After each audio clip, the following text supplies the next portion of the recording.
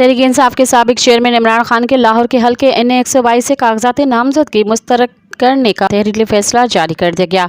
Returning अफसर NA 122 के 8 सिफात पर मुश्तमिल तहरीरी फैसले के मुताबिक साबिक चेयरमैन तहरीक इंसाफ की सजा याफ्ता होने के बायस कागजात नामजदगी मुस्तरद किए गए हैं। फैसले के मुताबिक बानी PTI के नाअहली 5 साल के लिए हुई है और वो भी मुअत्तल या कलअदम नहीं हुई। साबिक चेयरमैन PTI को आइन के आर्टिकल 63(1) के तहत नाअहल किया गया।